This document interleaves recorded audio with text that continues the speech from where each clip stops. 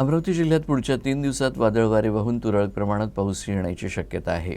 त्यामुळे शेतकऱ्यांनी रब्बी हंगामातील पिकांची काढणी वेळेवर करून शेतमाल सुरक्षित ठिकाणी ठेवावा, असं आवाहन कृषी विभागानं केलं आहे। 1 मार्चपर्यंत काही ठिकाणी वादळ वारे आणि हलक्या पावसाची शक्यता हवामान विभागानं वर्तवली आहे।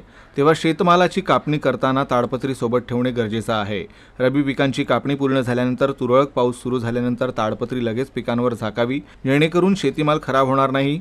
गेल्या काही दिवसांपासून सेनगाव तालुक्यात हरभरा, रबी, ज्वारी, गहू पिकांची काढणी सुरू आहे। पिकांची काढणी झाल्यानंतर शेतकऱ्यांनी सुरक्षित ठिकाणी साठवणूक करावी, जेणेकरून पिकांची नासाडी होणार नाही।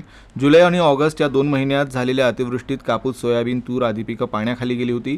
त्यामुळे आता थोडा जरी पाऊस म्हटलं तरी भीती वाटू लागली आहे। पुढील 1 मार्चपर्यंत वादळ वाऱ्यासह हलकासा पाऊस होईल असा अंदाज हवामान विभागानं वर्तवला आहे। त्यामुळे शेतकऱ्यांनी ताडपत्री घेऊन आपल्या पिकांचं रक्षण करावं असं आवाहन कृषी विभागानं केलं आहे।